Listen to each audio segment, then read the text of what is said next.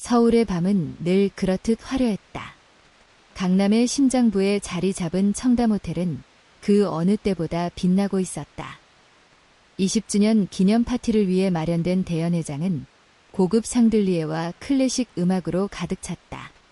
정장 차림의 재계 인사들, 유명 연예인들, 정치권의 인물들까지. 이 자리는 단순한 축하 파티가 아닌 힘과 영향력을 과시하는 무대였다. 그러나 그 가운데 검은 유니폼을 입은 한 여성이 조심스럽게 술 쟁반을 들고 지나가고 있었다. 그녀의 이름은 한서진. 26살. 어릴 때부터 전통무용을 배웠지만 가정 형편 때문에 꿈을 접고 이제는 어머니의 병원비와 남동생의 학비를 감당하기 위해 아르바이트로 생계를 이어가고 있었다. 서진은 조심스럽게 발걸음을 옮겼다. 고급 하이힐을 신은 채 몇 시간째 서 있었지만 표정 하나 흐트러뜨리지 않았다. 그녀는 알고 있었다. 이곳에서는 단 한 번의 실수가 모든 것을 망칠 수 있다는 것을. 하지만 운명은 종종 아주 작은 우연으로 거대한 파장을 일으킨다. 조심하세요. 한 손님이 갑자기 뒤로 물러나는 바람에 서진은 중심을 잃었다. 쟁반이 흔들렸고 고급 와인잔 하나가 허공을 가르며 땅에 떨어졌다. 쨍그랑. 와인의 붉은 물결이 한 남자의 새하얀 슈트 위에 튀었다. 그 순간 연회장은 숨을 죽였다. 그 남자는 바로 이지훈. 혜연그룹의 회장이자 재계의 냉혹한 전략가로 알려진 인물. 그의 시선이 느릿하게 서진에게 향했다. 차가운 눈빛. 그 눈빛 하나로 공간이 얼어붙었다. 서진은 떨리는 목소리로 말했다. 정말 죄송합니다. 제가 의도한 건 아니었어요. 제가 변상하겠습니다. 그러나 이지훈은 코웃음을 쳤다. 변상한다고. 이 슈트가 얼마짜리인지 알고는 하는 말인가. 그의 말은 조용한 비웃음을 타고 사람들 사이에 퍼졌다. 몇몇 손님은 이미 핸드폰을 꺼내 촬영을 시작했다. 서진은 고개를 숙였지만 눈빛은 흔들리지 않았다. 그녀는 이 상황에서도 자존심을 지키려 애썼다. 그 순간 이지훈은 무표정한 얼굴로 말했다. 그래, 이렇게 하지. 당신이 나와 춤을 춰서 내 발을 밟지 않으면 내가 당신을 아내로 삼지. 순간 연회장은 얼어붙었다. 그리고 곧 폭소가 터졌다. 설마 진심은 아니겠지. 그냥 창피 주려고 하는 거잖아. 서진은 그 웃음 속에서도 고개를 들었다. 그녀의 목소리는 낮았지만 분명했다. 그 약속 지킬 수 있다면 전 그 자존심을 지켜드릴게요. 이지훈의 눈이 가늘게 떴다. 잠시 당황한 듯 보였다. 하지만 이내 시선을 거두고 등을 돌렸다. 서진은 깨진 유리 조각을 조심스럽게 주워 담았다. 그녀의 손가락에 피가 맺혔지만 그녀는 아무렇지도 않게 손수건으로 닦고 다시 일에 복귀했다. 파티가 끝나고 모든 조명이 꺼진 뒤 서진은 호텔 뒷문 계단에 홀로 앉아 헌 구두를 벗고 상처난 발을 바라봤다. 그녀는 조용히 말했다. 그가 약속을 지키든 말든 나는 나 자신을 지킬 거야. 그녀의 눈빛에는 분노도 슬픔도 아닌 묵직한 결심이 깃들어 있었다. 서울의 밤하늘에 달빛이 내려앉았다. 그 빛은 서진의 얼굴 위에 고요히 머물렀다. 그리고 아무도 모르게 그녀의 가슴 속에서 새로운 이야기가 시작되고 있었다. 이른 새벽, 강북의 오래된 주택가 한켠. 찬 공기가 스며든 좁은 방 안에서 한서진은 조용히 눈을 떴다. 전날 밤의 일이 꿈처럼 느껴졌지만 손가락 끝의 상처는 분명 현실이었다. 그녀는 곧장 일어나 세면대로 향했다. 얼굴을 찬물로 씻고 거울을 마주했다. 피곤함이 역력한 얼굴. 하지만 그 안의 눈빛은 어딘가 단단했다. 오늘은 괜찮을 거야. 그녀는 작게 중얼였다. 옆방에서는 마른 기침 소리가 났다. 서진의 어머니는 1년 전 폐암 진단을 받았고 꾸준한 치료가 필요한 상태였다. 엄마, 죽 한 숟갈만 더 드셔보세요. 서진은 조심스럽게 어머니를 부축하며 식사를 도왔다. 작고 가늘어진 어머니의 손은 그녀를 더욱 책임감 있게 만들었다. 동생 서우진은 서울대학교 2학년. 서진은 그의 꿈을 위해 스스로를 희생해왔다. 하지만 그녀는 한 번도 그것을 후회한 적이 없었다. 아침이 밝자 서진은 단정한 흰 셔츠에 회색 카디건을 걸치고 밖으로 나섰다. 그녀의 손에는 작지만 깔끔하게 정리된 이력서가 들려 있었다. 오늘 그녀가 향한 곳은 서울 강남에 위치한 대기업 해연그룹의 본사. 그녀는 우연히 해당 기업이 임시 행정직을 채용한다는 공고를 보고 한 가닥 희망을 품고 지원하게 되었다. 정문 앞에 도착하자 그 웅장한 건물의 규모에 순간 숨이 막혔다.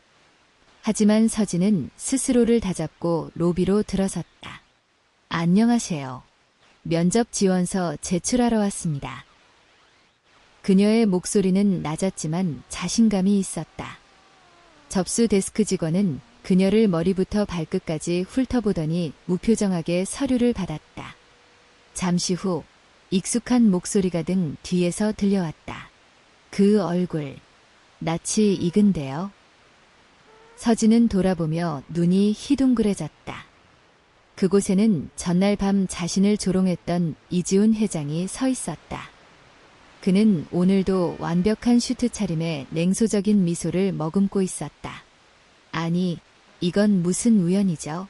그 밤에 무용수가 우리 회사에 지원하다니 정말 대단한 배짱이에요.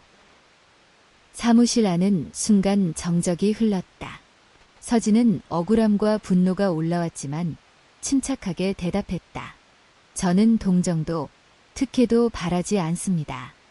다만 제 능력으로 일할 수 있는 기회를 얻고 싶을 뿐입니다. 이지훈은 그 말에 잠시 눈살을 찌푸리더니 비웃음 섞인 말투로 말했다. 세상은 실력보다 가치로 움직입니다. 당신이 나에게 어떤 가치를 줄 수 있는지 모르겠군요. 그는 돌아서며 더 이상 말을 잇지 않았다. 서진은 고개를 숙이고 고요히 입을 다물었다. 하지만 그녀의 손은 이력서를 더 단단히 쥐고 있었다. 그 모든 장면을 뒤에서 지켜본 한 남자가 있었다. 그는 이지훈의 오랜 비서, 장민수 실장이었다. 그는 조용히 다가와 서진에게 말을 걸었다. 혹시 춤을 출 줄 아십니까? 서진은 조금 당황하며 고개를 끄덕였다. 어릴 때부터 한국 무용을 배웠어요. 지금은 못하고 있지만. 장 실장은 그녀를 유심히 바라보다가 조심스럽게 말했다. 현재 해연재단이 후원하는 장에 아동 무용교육 프로젝트가 있습니다. 봉사자들이 부족한 상황이라 혹시 관심이 있으신가요? 서진은 놀란 표정을 지었다. 하지만 이내 고개를 끄덕였다. 그 순간 그녀의 마음속에는 작은 불씨가 피어올랐다. 한번 해보겠습니다. 며칠 뒤 서진은 서울예곽에 위치한 복지센터에서 첫 수업을 맡게 되었다. 수업 첫날 그녀는 조용히 체육관 한가운데에 섰다.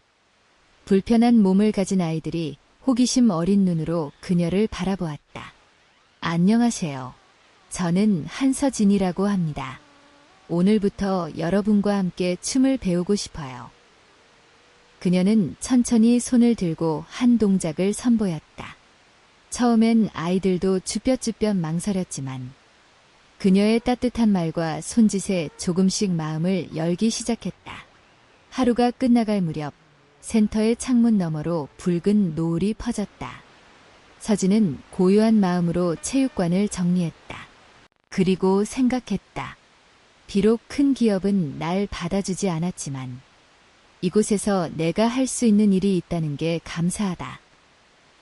그녀의 뒷모습은 더 이상 무력한 알바생이 아니었다. 그녀는 삶을 스스로 선택하고 만들어가는 진짜 무용수였다. 며칠 후 청담호텔에서는 혜연재단이 주최하는 자선 무도회가 열렸다. 행사 목적은 장애 아동 후원을 위한 기금 마련이었고 서울 사회의 상류층 인사들이 대거 초청되었다. 연회장은 화려한 조명과 장미 장식으로 채워졌고 은은한 클래식 음악이 공간을 감싸고 있었다. 이지훈은 행사 초대 연설자로 초청되었다. 그는 무대 위에서 차분한 목소리로 말했다. 이 기회를 통해 우리 사회에 소외된 아이들이 예술을 통해 스스로를 표현하고 치유받을 수 있기를 바랍니다. 연설이 끝나자 사회자는 특별 공연 순서를 소개했다. 지금부터는 춤으로 피어나는 희망 프로젝트에서 활동 중인 아이들과 자원봉사 교사의 무용 공연이 있겠습니다.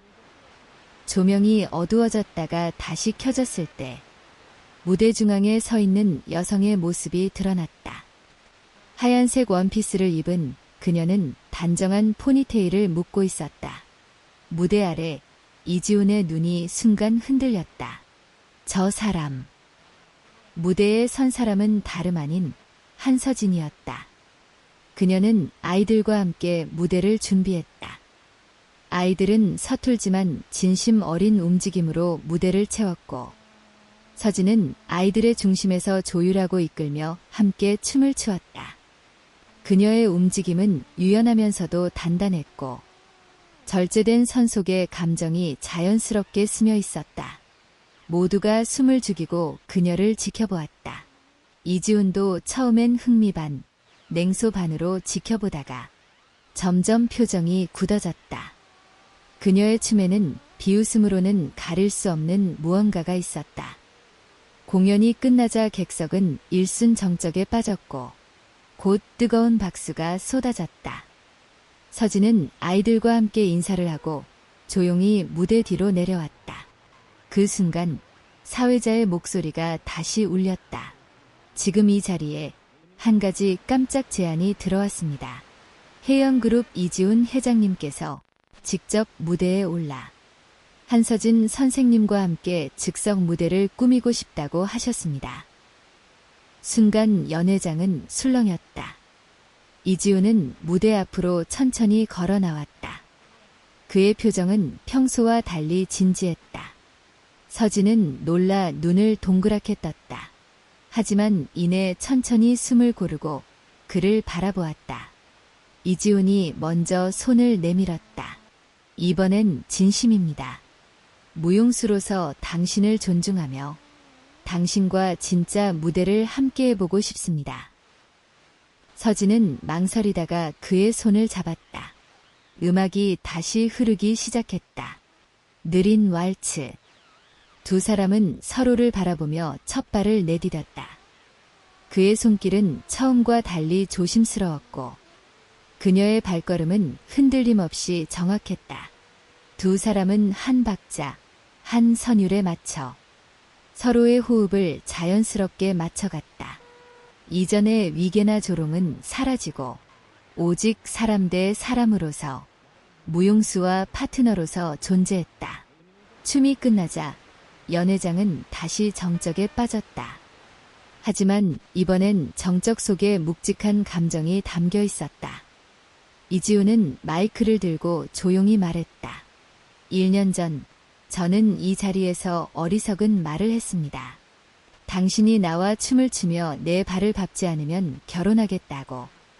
당시에는 그 말을 웃음거리로 생각했지만 오늘 이 무대에서 느꼈습니다. 제가 밟은 건 그녀의 발이 아니라 그녀의 자존심이었다는 것을. 사람들은 숨을 죽이고 그의 말을 들었다. 오늘 이 무대는 사과입니다. 그리고 존경의 표현입니다. 당신이 아니었다면 나는 아직도 그 자리에 멈춰 있었을 겁니다. 서진은 그의 말을 조용히 받아들이며 고개를 끄덕였다. 그리고 마이크를 받았다. 이 자리에 서기까지 많은 시간이 필요했어요. 그날 이후 나는 누군가에게 인정받기 위해 아니라 내 자신을 위해 춤추기 시작했어요. 오늘 이 무대는 복수도 증명도 아니에요. 그저 나다운 순간을 살아가는 방법일 뿐이에요. 박수가 터졌다. 그 박수 속에서 이지우는 처음으로 고개를 숙였다. 그날 밤 연회장을 나서는 서진의 발걸음은 가볍고 당당했다. 이지우는 멀리서 그 뒷모습을 조용히 바라보았다. 무대는 끝났지만 이야기는 이제부터 시작이었다. 무대 이후 며칠이 흘렀다. 연회장에서의 공연은 SNS와 포털 사이트에서 화제가 되었다. 한서진이라는 이름은 더 이상 무명의 봉사자가 아니었다. 그녀의 춤과 말은 사람들의 가슴을 울렸고 진짜 아름다움은 자존심에서 비롯된다는 댓글이 넘쳐났다. 하지만 정작 서진은 화제의 중심에서 한 발 물러나 있었다. 그녀는 조용히 복지센터로 돌아가 아이들과의 수업에 집중했다. 그녀에게 가장 중요한 무대는 언제나 아이들과 함께 춤추는 그 작은 체육관이었기 때문이다. 그녀가 한참 아이들과 율동을 연습하고 있을 때 센터의 문이 조용히 열렸다. 그곳에는 정장을 차려입은 이지훈이 서 있었다. 그의 눈에는 이전과는 다른 빛이 있었다. 가식도 오만함도 없었다. 그저 말없이 아이들의 모습을 바라보고 있었다. 서진은 그를 발견하고 조용히 다가갔다. 무슨 일로 오셨나요? 이지우는 잠시 머뭇거리더니 입을 열었다. 그날 이후 계속 생각이 났습니다. 당신의 춤, 당신의 말, 그리고 당신의 눈빛. 서진은 대답하지 않았다. 그저 그의 눈을 똑바로 바라보았다. 처음엔 단지 자존심 때문이었어요. 하지만 지금은 내가 진짜 잘못했단 걸 알아요. 그리고 내가 뭘 놓치고 있었는지도 알 것 같아요. 그의 목소리는 낮고 진지했다.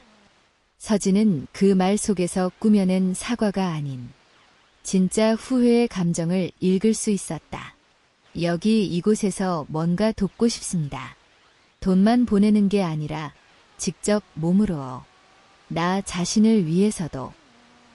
서진은 조용히 고개를 끄덕였다. 아이들은 누군가가 그들을 믿어준다는 걸 느끼면 놀라운 힘을 발휘하죠. 그런 진심이라면 환영이에요. 그날부터 이지우는 매주 복지센터를 찾기 시작했다. 그는 청소를 돕고 무대 장비를 정리하며 심지어 아이들과 함께 율동을 따라 하기도 했다. 아이들은 처음엔 그를 어려워했지만 곧 지훈 아저씨라는 애칭으로 부르며 따랐다. 아이들의 웃음소리가 복지센터를 채웠다. 그 속에서 서진도 자연스레 웃음을 되찾았다. 어느 날 서진은 체육관 한켠에 앉아 노트를 정리하고 있었다. 이지훈이 조심스럽게 다가왔다. 서진 씨, 그날 당신이 했던 말 아직도 생각나요. 나는 나를 위해 춤춘다고. 서진은 고개를 들고 그를 바라보았다. 그 말 저도 해보고 싶어요. 살면서 한 번도 그런 마음으로 뭘 해본 적이 없거든요. 그녀는 조용히 미소 지었다. 그럼 이제부터 그렇게 해보세요. 남이 뭐라든, 과거가 어땠든 오늘부터 다시 시작하면 되죠. 이지우는 잠시 멈칫하다가 천천히 고개를 끄덕였다. 그날 이후 그는 단순한 봉사자를 넘어 복지센터의 프로젝트 운영에도 참여하게 되었다. 서진과 함께 새로운 무용 프로그램을 기획하고 도움을 필요로 하는 가정들을 위한 장학제도를 만들었다. 그리고 어느 날 그는 깜짝 제안을 했다. 서진 씨, 다음 달이면 우리 프로젝트 1주년이죠. 기념 공연 한번 해보면 어떨까요? 서진은 놀란 듯 눈을 크게 떴다. 아이들과 함께하는 무대요. 하지만 준비 시간이 너무 짧은데. 이지우는 미소를 지으며 말했다. 지난 1년 동안 당신이 아이들과 해온 걸 보면 불가능은 아닐 거라 생각해요. 게다가 이번엔 제가 무대 뒤가 아니라 당신 옆에서 함께 춤을 출 수도 있고. 서진은 그 말에 조용히 웃었다. 그의 말이 농담 반, 진심 반이라는 걸 알 수 있었기 때문이다. 그렇게 1주년 기념 공연이 준비되기 시작했다. 아이들은 연습에 열심히 참여했고, 서진과 이지우는 무대 연출과 운영을 함께 계획했다. 한때 서로를 이해하지 못했던 두 사람이 이제는 하나의 목표를 향해 나아가고 있었다. 무대가 완성되어 갈수록 그들의 사이도 조금씩 가까워지고 있었다. 하지만 서진은 여전히 조심스러웠다. 마음이 흔들리는 걸 알면서도 그 마음이 감정인지 연민인지 구분하려 했다. 이지훈 역시 마찬가지였다. 처음에는 자존심이었고 그 다음은 죄책감이었지만 이제는 서진이라는 사람 자체가 자신에게 소중해지고 있었다. 어느 날 밤 복지센터 옥상에서 둘이 단둘이 남게 되었다. 서울의 불빛 아래 서진은 멍하니 야경을 바라보았다. 이지훈은 조용히 다가와 옆에 섰다. 서진 씨는 가장 두려운 게 뭐예요? 그녀는 잠시 고민하다가 대답했다. 상처받는 거요. 누군가를 믿었는데 그게 후회로 남는 것. 이지훈은 고개를 끄덕였다. 저도 그래요. 그래서 그런 사람 되고 싶지 않아요. 당신에게는. 그 말에 서진은 아무 말도 하지 않았다. 하지만 그녀의 눈빛 속엔 그의 진심을 받아들이고 싶은 흔들림이 있었다. 그날 밤 서진은 혼자 집으로 돌아오며 생각했다. 사람은 변할 수 있을까? 아니, 정말 변하고 싶은 마음이 있다면 그걸 믿어도 될까? 그녀는 아직 답을 내리지 못했다. 하지만 단 하나, 그의 눈을 바라볼 때마다 마음속 깊은 곳에서 작은 희망이 싹트고 있다는 건 부정할 수 없었다. 기념 공연 준비는 본격적으로 시작되었다. 아이들은 매일 저녁 복지센터에 모여 연습을 했고 서진은 그들의 움직임 하나하나에 세심하게 신경을 썼다. 이지우는 무대 세팅, 후원사 협회, 의상 준비까지 그동안 몰랐던 현장의 고단함을 직접 경험하고 있었다. 하루는 연습 도중 한 아이가 넘어져 무릎을 다쳤다. 서진은 놀라서 달려가 아이를 안아주며 상처를 살폈다. 이지우는 그 모습을 조용히 지켜보다가 아이의 신발끈이 풀려 있었다는 걸 알아차리고 직접 무릎을 꿇고 묶어주었다. 그 작은 행동 하나가 아이들과 서진의 마음을 더욱 따뜻하게 만들었다. 공연 준비는 차츰 속도를 내고 있었다. 하지만 그만큼 서진의 마음속은 복잡해지고 있었다. 어느 날 밤 서진은 혼자 연습실에 남아 있었다. 거울 앞에서 혼자 춤을 추다 말고 그녀는 멈춰섰다. 이지훈과 함께 무대에 선다는 것이 이제는 단순한 프로젝트의 일환이 아닌 자신의 감정과 너무 가까워졌다는 걸 느꼈기 때문이다. 그는 진심으로 변해가고 있었다. 더 이상 냉소적이지도 계산적이지도 않았다. 아이들과 함께 웃고 더 나은 공연을 위해 직접 땀 흘리는 모습은 그저 보여주기식이 아니었다. 하지만 그 변화가 그녀에게 또 다른 상처가 되지는 않을까 하는 두려움이 서진의 마음을 짓눌렀다. 그 시각 이지훈 역시 늦은 사무실에 홀로 앉아 서진과의 대화를 떠올리고 있었다. 그녀의 말, 표정, 그리고 침묵까지도 자꾸 머릿속에서 반복되었다. 자신은 지금까지 많은 사람을 만나왔지만 그 누구에게도 이런 감정을 느껴본 적이 없었다. 나는 변한 걸까? 아니면 이제야 제대로 살고 있는 걸까? 그는 책상 서랍에서 오래된 사진 한 장을 꺼냈다. 부모님과 함께한 어린 시절. 그때의 자신은 사람을 믿고 웃을 줄 아는 아이였다. 하지만 성공과 경쟁 속에서 그 모든 순수함을 하나씩 내려놓고 살아왔던 것이다. 그 순간 핸드폰에 메시지가 하나 도착했다. 서진이었다. 내일 연습 시간 조금만 미뤄도 될까요? 아이들 컨디션이 안 좋아서요. 이지우는 짧게 답장했다. 물론이에요. 푹 쉬게 해주세요. 그는 한참 핸드폰을 들여다보다가 처음으로 메시지를 먼저 보냈다. 서진 씨는 춤 말고 다른 꿈도 있었나요? 잠시 후 그녀에게서 답장이 왔다. 어릴 땐 작가가 되고 싶었어요. 사람의 감정을 쓰는 사람이요. 하지만 지금은 몸으로 말하는 쪽이 더 편해요. 그는 미소를 지었다.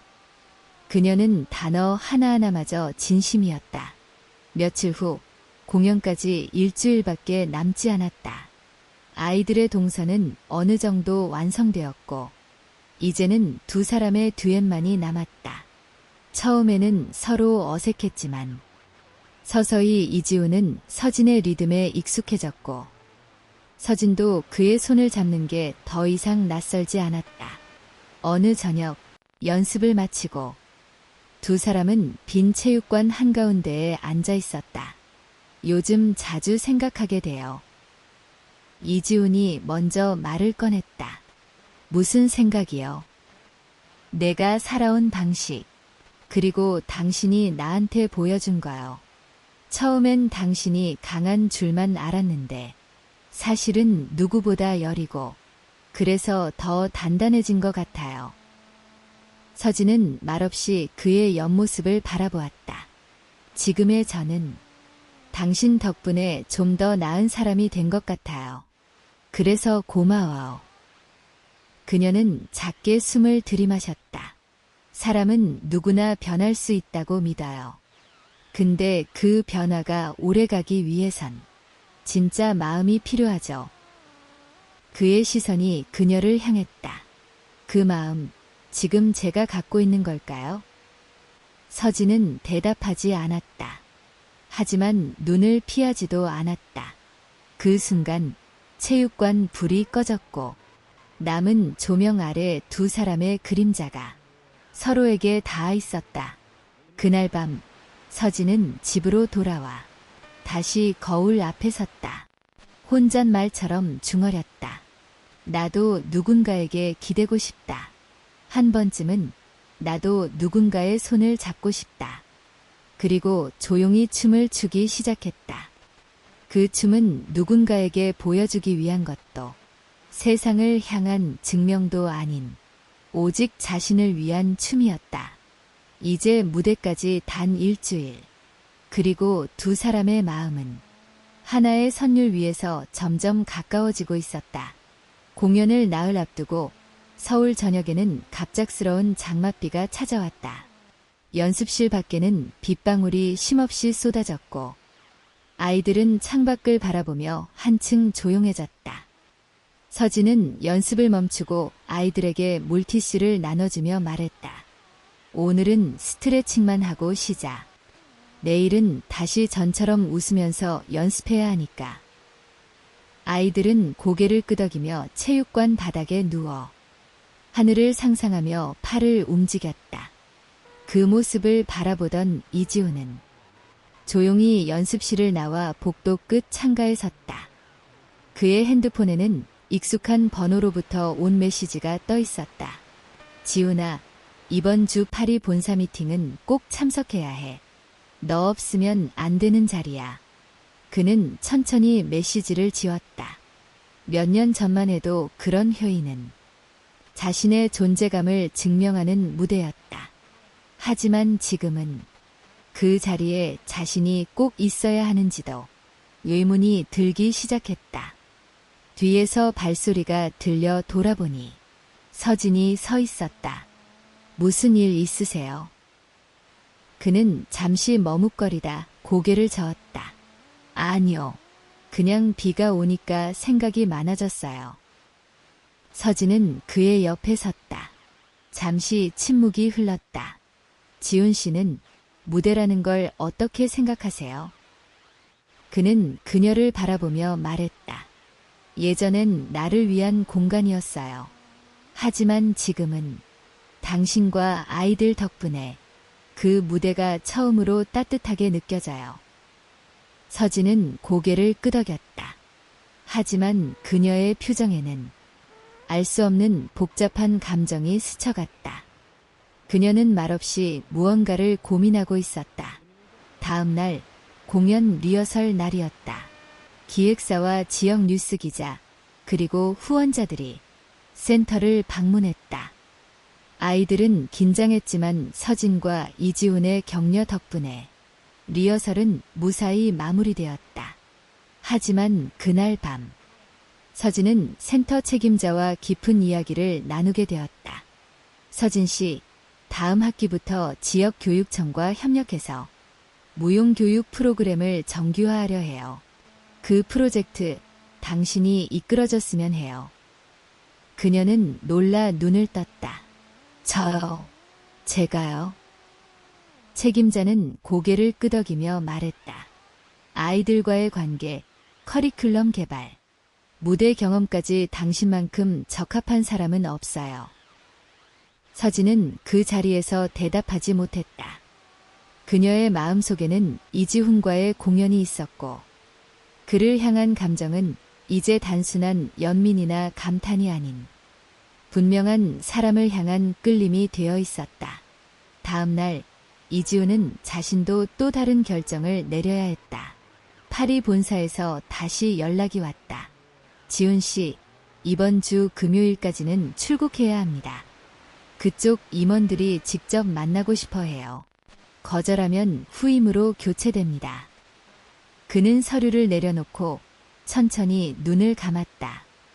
자신은 성공을 위해 모든 것을 포기했던 사람이었다. 하지만 지금 서진과 아이들, 이 무대만큼은 포기하고 싶지 않았다. 그날 밤 서진과 이지훈은 센터 옥상에서 다시 마주쳤다.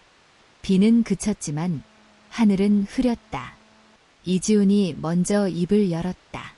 서진 씨, 저 금요일에 파리로 출국하라는 연락이 왔어요. 중요한 회의인데 가면 거의 1년은 한국에 못 올 수도 있어요. 서진의 눈이 잠시 흔들렸다. 그럼 공연엔 못 서시겠네요. 그는 조용히 고개를 끄덕였다. 처음엔 무대를 약속이라 여겼는데 지금은 같이 서고 싶은 진심이에요. 근데 그 진심이 이기적이라는 걸 알아요. 서진은 가슴이 무겁게 내려앉는 걸 느꼈다. 그녀도 말해야 할 것이 있었다. 지훈 씨, 저도 고민 중이에요. 지역교육청에서 프로젝트를 제안했어요. 센터를 넘어 교육 시스템을 만드는 일인데 받으면 저도 더 이상 지금처럼은 못 살 거예요. 두 사람 사이의 공기가 무거워졌다. 그들은 서로를 바라보며 말없이 웃었다. 우린 이제 뭔가를 선택해야 하는 순간이네요. 이지훈이 말했다. 네, 그리고 어떤 선택이든 후회하지 않도록 해야겠죠. 서진은 그의 손등에 손을 얹으며 조용히 말했다. 이번 공연, 우리 둘 다 설 수 없는 상황이 되더라도 아이들은 반드시 빛날 거예요. 우리가 그걸 만들어냈으니까. 이지훈은 그녀의 손을 감싸며 말했다. 그래도 마지막 순간까지 난 당신 옆에 있고 싶어요. 그날 밤 두 사람은 같은 하늘 아래 다른 고민을 안고 각자의 집으로 돌아갔다. 공연까지 이제 이틀. 그리고 두 사람의 선택은 아직 미완이었다. 공연 전날 센터 내부는 분주하게 움직이고 있었다. 음향 장비 점검, 의상 정리, 조명 테스트까지 모든 것이 완벽하게 맞물려 돌아가는 듯 보였다. 그러나 누구보다 중요한 두 사람. 서진과 이지훈은 여전히 각자의 선택 앞에 서 있었다. 그날 오후 서진은 사무실에서 교육청과 최종 미팅을 마쳤다. 프로젝트 참여 여부를 정리해야 하는 시점이었다. 책임자는 미소를 지으며 말했다. 우리는 서진 씨의 결정을 기다릴게요. 시간은 많지 않지만 확신이 들 때까지 고민해도 괜찮아요. 서진은 고개를 숙이며 인사했고 센터로 돌아오는 길에 조용히 이어폰을 끼고 음악을 틀었다. 익숙한 왈츠 리듬. 이지훈과 함께 연습하던 순간들이 주마등처럼 스쳐갔다. 그녀는 버스 창가에 기대며 혼잣말을 중얼거렸다. 지금 이 선택이 누구를 위한 걸까, 나를 위한 걸까, 아이들을 위한 걸까. 한편 이지훈은 호텔방에서 가방을 싸고 있었다. 정장, 노트북, 여권까지 모두 정리된 상태였다. 그의 비행은 내일 새벽 6시 파리행이었다. 짐을 다 싼 후 그는 소파에 앉아 센터에서 함께 찍은 사진들을 하나하나 넘겨보았다. 아이들과 웃고 있는 자신, 춤을 추는 서진, 그리고 둘이 함께 거울 앞에 선 장면. 그는 천천히 핸드폰을 내려놓았다. 무언가 마음 한 구석에서 계속 소리를 내고 있었다. 이게 맞는 걸까? 내가 정말 가야만 하는 걸까? 그 순간 핸드폰 진동이 울렸다. 메시지 한 통이 도착했다. 공연 당일 리허설, 내일 오전 10시입니다. 가능하면 아이들 앞에서 마지막 리허설 함께 해주세요. 보낸 이는 서진이었다. 그는 한참을 메시지를 응시하다가 다시 짐을 풀기 시작했다. 정장을 꺼내놓고 춤 연습용 운동화를 챙겼다. 그날 밤 서진은 연습실에 홀로 남아 있었다. 아이들은 모두 귀가했고 복도엔 조용한 피아노 소리만 흐르고 있었다. 그녀는 거울 앞에 섰다.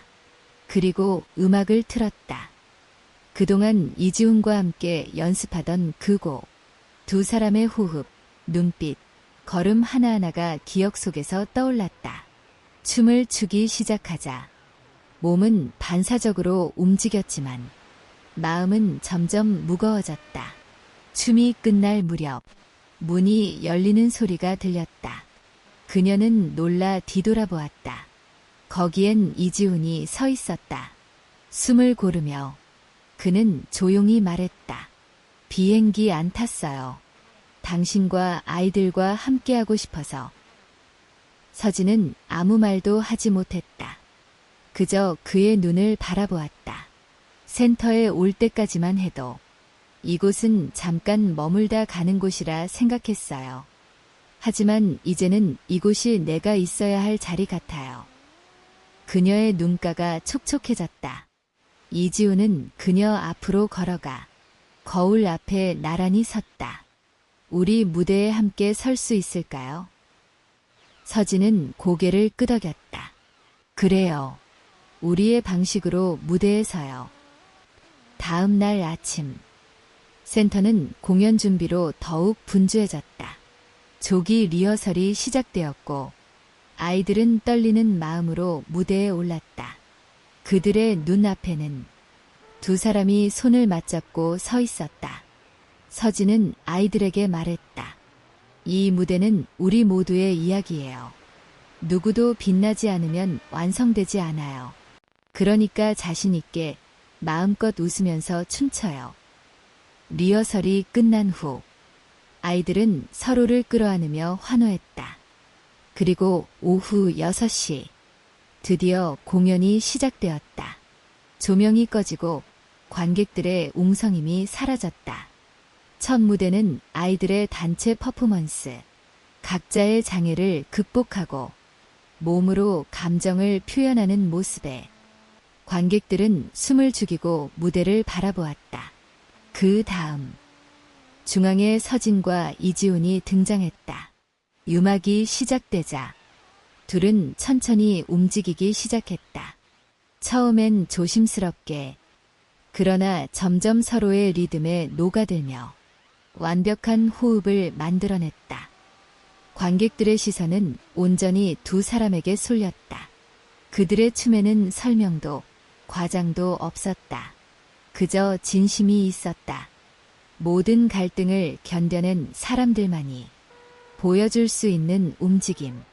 마지막 동작에서 서진은 조용히 이지훈에게 몸을 맡겼고 그는 부드럽게 그녀를 들어 올려 회전했다.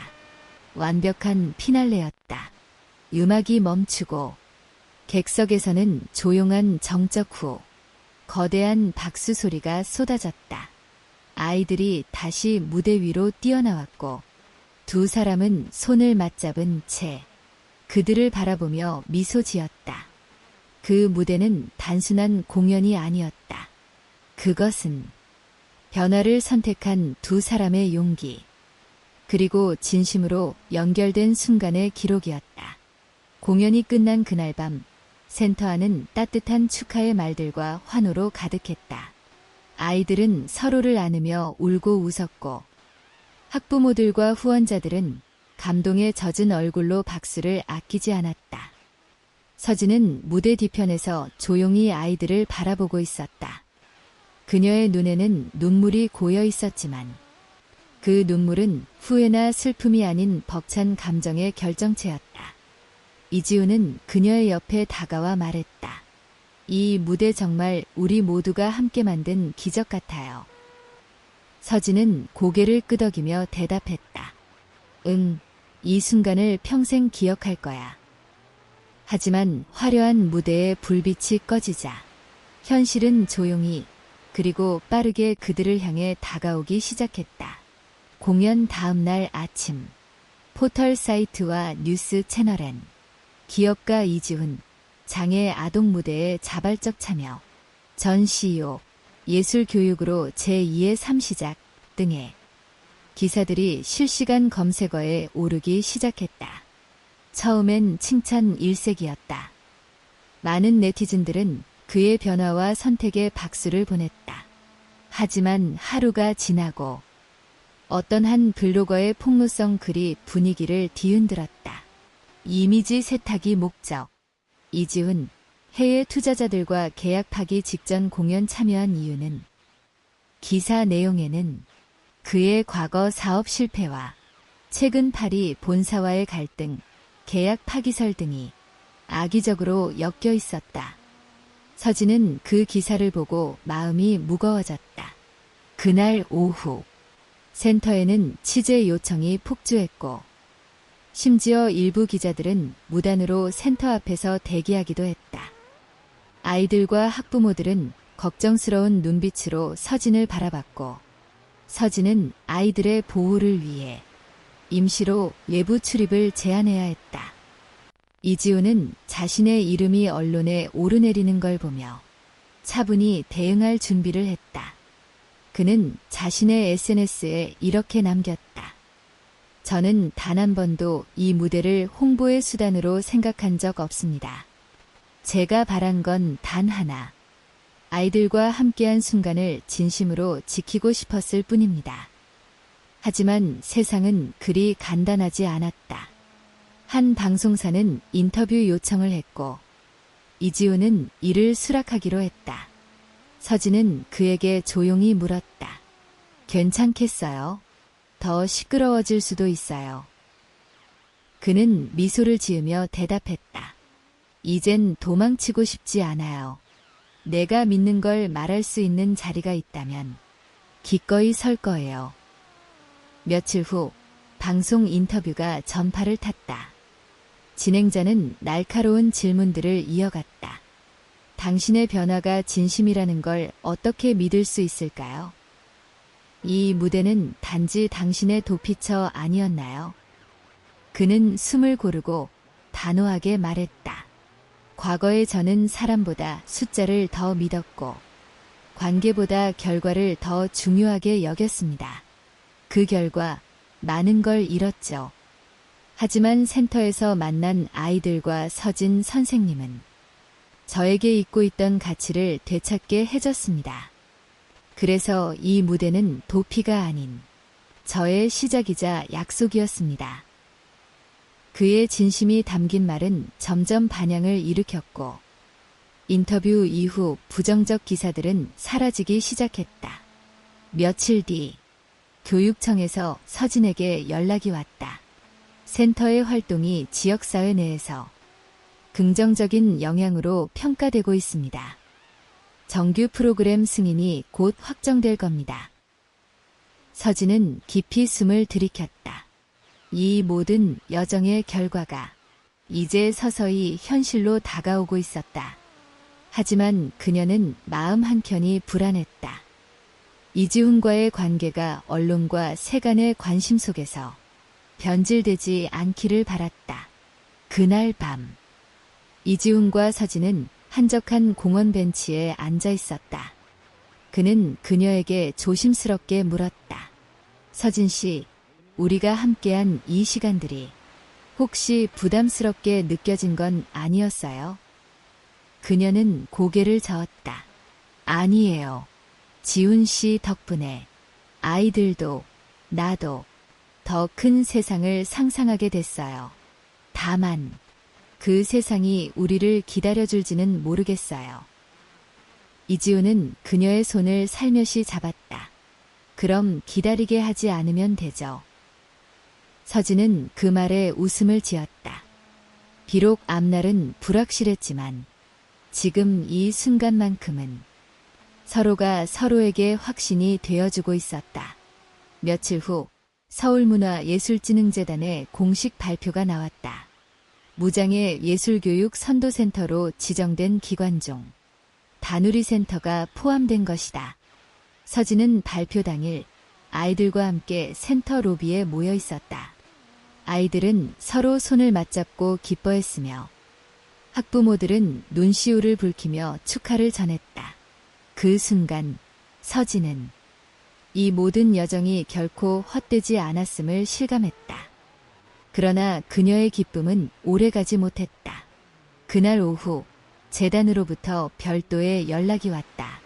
센터의 운영권 일부에 대해 외부 파트너십 검토가 필요합니다. 이지훈 씨의 기여도는 인정되지만 행정적 투명성과 갈등 방지를 위해 참여 형식을 조정해야 할 것 같습니다. 간접적인 말이었지만 그 의미는 분명했다. 이지훈의 공개적 활동이 일부 후원자들과 언론 사이에서 논란의 소지가 될 수 있다는 우려였다. 서진은 복잡한 감정을 안고 재단과의 미팅을 마친 후 이지훈과 다시 마주했다. 조용한 카페 구석자리에 앉은 두 사람 사이엔 잠시 어색한 침묵이 흘렀다. 이지훈이 먼저 입을 열었다. 알고 있어요. 나 때문이죠. 서진은 고개를 저었다. 그런 식으로 말하지 마요. 지훈 씨의 존재는 우리에게 필요했어요. 하지만 지금은 센터가 커질수록 외부의 시선도 함께 커지니까요. 그는 커피잔을 내려놓고 말했다. 그럼 내가 물러나야 한다는 말인가요? 서진은 잠시 숨을 고르고 조심스레 말했다. 당장은 직접적인 운영에서 한 걸음 물러나 주는 게 센터와 아이들을 위한 길일지도 몰라요. 그리고 당신 자신을 위한 길이기도 해요. 그 말에 이지훈은 말없이 창밖을 바라봤다. 가을 햇살이 유리창 너머로 부드럽게 비치고 있었다. 한참 후 그가 고개를 돌려 그녀를 바라보았다. 서진 씨는 내가 이 자리에 계속 함께 있기를 바라나요? 그녀는 눈을 피하지 않고 말했다. 당연하죠. 하지만 함께 있는 방식은 때로는 공간보다 마음이 더 중요하다고 믿어요. 그는 작게 웃으며 고개를 끄덕였다. 그럼 그렇게 해요. 지금 내가 해야 할 건 당신과 아이들을 보호하는 거니까. 며칠 후 이지훈은 공식적으로 센터 운영에서 한 발 물러난다는 입장을 발표했다. 그는 여전히 자문 역할과 후원자로서 남을 것이며 향후 프로젝트에는 필요에 따라 유연하게 참여하겠다는 내용을 덧붙였다. 그의 결정은 예상외로 언론과 대중의 호응을 얻었다. 자리를 지키기보다 의미를 지키려는 사람이라는 평가와 함께 그의 진정성에 대한 신뢰도 회복되었다. 센터 내에서는 여전히 그를 그리워하는 목소리가 많았다. 아이들 중 하나인 은서는 그가 남긴 작은 메시지에 울컥하며 말했다. 지훈 선생님 다시 꼭 와야 해요. 우리 아직 배우고 싶은 게 많단 말이에요. 서진은 그 말에 눈시울이 붉어졌지만 아이들에게 환하게 웃으며 대답했다.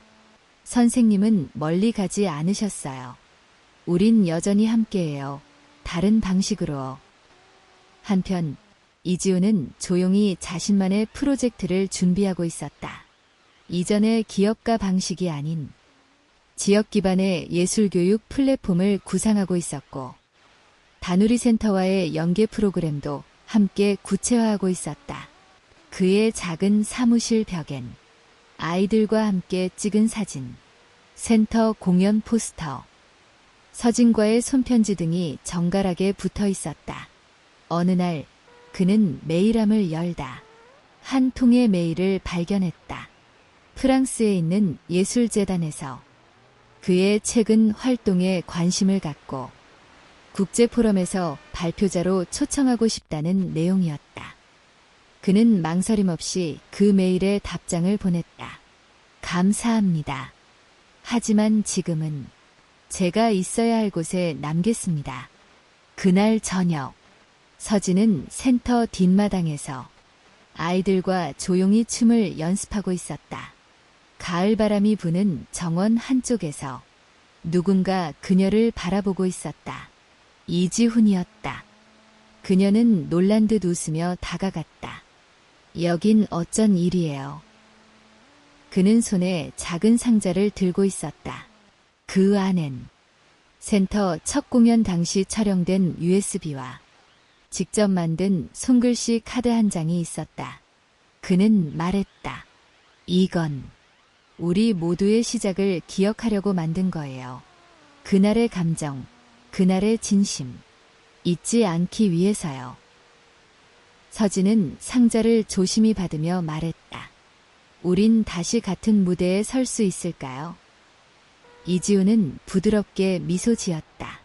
그러며 어쩌면 그 무대는 지금 여기 매일의 일상 속일지도 모르죠. 밤하늘엔 별이 떠 있었고 센터의 불빛은 아이들의 웃음 속에서 반짝였다. 겨울이 오고 있었다. 서울의 하늘은 회색빛이었고 공기 속에는 차가운 냄새가 감돌았다. 하지만 다누리 센터 안은 여전히 따뜻했다. 아이들은 두꺼운 옷을 입고 무대 연습을 하고 있었고 서진은 대본을 들고 아이들을 하나하나 챙기고 있었다. 그날은 특별한 날이었다. 다누리 센터가 정식으로 서울시 예술교육 모델로 지정된 후 첫 정기 공연이 열리는 날이었기 때문이다. 초청된 인원은 많지 않았지만 각계각층에서 의미 있는 사람들이 자리했고 공연 제목은 마음이 춤추는 곳이었다. 무대 뒤에서 서진은 아이들과 마지막 준비를 하고 있었고 아이들은 떨리는 마음으로 손을 맞잡고 있었다. 서진은 아이들에게 말했다. 우리가 보여줄 건 실력이 아니야. 우리의 마음, 서로를 향한 믿음, 그리고 이 무대를 준비하며 쌓아온 시간들이야. 아이들은 고개를 끄덕였다. 눈빛엔 어느 때보다 진지함이 담겨 있었다. 무대가 시작되자 조용한 음악이 흐르고 천천히 아이들이 등장했다. 장애가 있는 아이들도 움직임이 서툰 아이들도 서로를 이끌고 무대 위에서 빛나기 시작했다. 관객들은 숨을 죽이고 지켜봤다. 그 어떤 화려한 퍼포먼스보다도 더 감동적이고 더 아름다웠다. 공연이 끝나자 짧은 정적 후에 길고 따뜻한 박수가 이어졌다. 서진은 조용히 무대 뒤에서 눈을 감았다. 그 순간 뒤에서 낯익은 목소리가 들렸다. 정말 멋졌어요. 이지훈이었다. 그는 관객석이 아닌 조용히 무대 뒤편에서 공연을 지켜보고 있었다. 서진은 놀라지 않은 듯 고개를 끄덕였다. 올 줄 알았어요. 그는 웃었다. 처음이자 마지막 공연이라는데 어떻게 안 올 수 있겠어요? 서진은 물었다. 정말 마지막일까요? 이지우는 고개를 저었다. 아니요. 이건 시작일지도 몰라요. 공연 이후 센터에는 새로운 소식이 전해졌다. 서울시와 몇몇 공공기관이 협력하여 장애 아동 예술교육 확대를 위한 다누리 프로젝트를 추진하겠다는 것이다.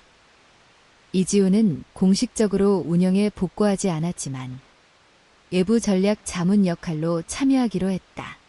그는 과거의 기업가로서가 아닌 새로운 길을 가는 조력자로서 함께였다.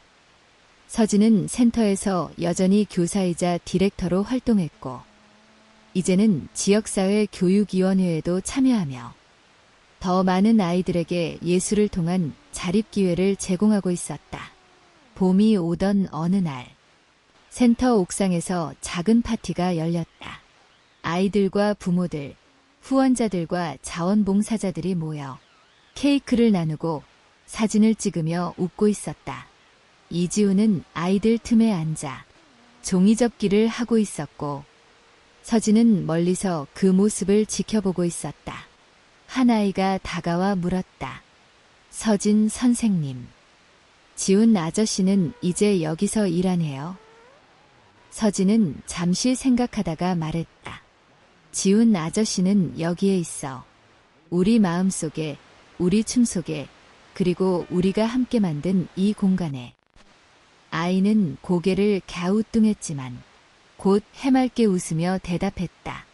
그럼 춤출 때마다 아저씨 생각날 것 같아요. 그날 밤 서진과 이지우는 센터 옥상에서 둘만의 시간을 가졌다. 도시의 불빛이 반짝이고 멀리 한강의 흐름이 보였다. 이지우는 조용히 말했다. 이 모든 게 믿기지 않아요. 내가 이런 세상에서 이런 사람들과 함께할 수 있다는 게. 서진은 고개를 돌려 그를 바라보았다. 그건 당신이 바뀌었기 때문이에요. 그리고 우리도. 그는 주머니에서 작은 상자를 꺼내 그녀에게 건넸다. 서진이 조심스럽게 상자를 열었다. 그 안에는 은은하게 빛나는 작은 브로치가 들어있었다. 브로치 안에는 춤추는 마음이라는 문구가 작게 새겨져 있었다. 그녀는 놀란 듯 물었다. 이건. 그는 웃으며 대답했다. 다시 누군가에게 약속하고 싶었어요. 과거처럼 거창한 말이 아닌 진심 하나를 담은 약속. 당신과 함께 춤추는 마음을 잊지 않겠다는. 서진은 브로치를 조용히 손에 쥐었다. 그리고 말했다. 춤추는 마음. 우리가 가는 길은 어디든 무대가 되겠네요. 그 순간 하늘에서는 봄비가 조용히 내리기 시작했다. 두 사람은 말없이 서로를 바라보며 비를 맞았다. 그리고 어느새 서진은 그의 손을 잡았다. 그들의 뒤에서는 센터의 창문을 통해 아이들의 웃음소리가 흘러나왔다. 작은 무대 위에서 시작된 이야기는 이제 모두의 무대가 되어 있었다.